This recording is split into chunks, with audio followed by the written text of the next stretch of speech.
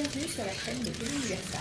Aujourd'hui, je vous lis un extrait de mon dernier roman, Le temps du labyrinthe.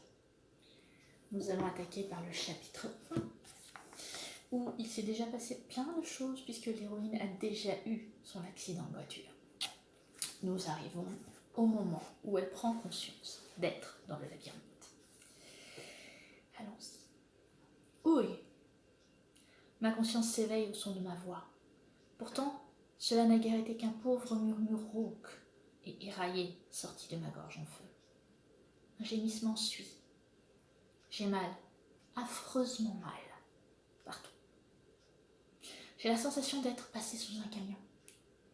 À cet instant, ma mémoire se réveille. En fait, je me suis pris un bus de plein fouet et j'ai tué un enfant la seconde d'avant. Un hoquet m'échappe dans un raclement douloureux sur mes cordes vocales, alors que des sanglots menacent de m'étouffer. La culpabilité me tombe dessus comme une chape de plomb. Mourir, c'est tout ce que je mérite. Il faut plusieurs essais à mon corps, qui lui veut vivre, pour reprendre sa respiration. Avec le retour de l'oxygène dans mon cerveau, je retrouve un semblant de lucidité. Prudemment, je tente de bouger, et à ma grande surprise, mes doigts répondent à mes ordres, mes poignets et mes orteils aussi.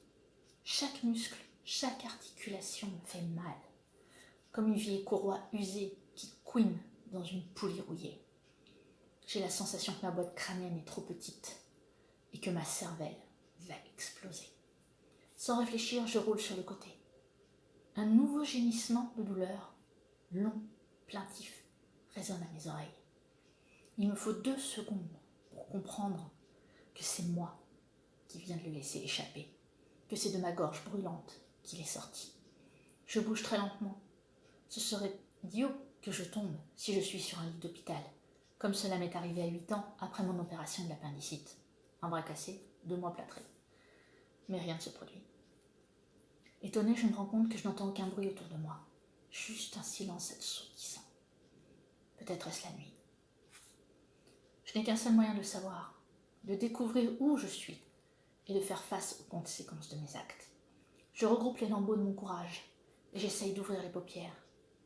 Impossible, mes cils sont collés. Maladroitement, je lève la main. Je note qu'aucune entrave n'a retenu mon geste. Je n'ai donc pas de perfusion sur ce bras. Je me frotte les yeux. La sensation est étrange. C'est comme si j'avais du sable sur le visage et que les grains roulent sous mes doigts. Se pourrait-il que je sois encore dans l'épave de la voiture, au milieu des débris? Mais dans ce cas, pourquoi je n'entends pas les sirènes des pompiers ou de la police? Je flotte dans la confusion la plus totale.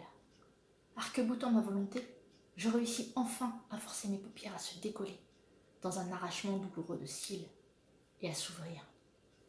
Et là, l'univers rationnel entre en collision avec ce que je vois. Je suis en train de bugger, je fais forcément erreur. Mes yeux me disent que je me trouve dans un endroit sombre, inquiétant, et que si je suis si mal, c'est parce que je suis couchée par terre.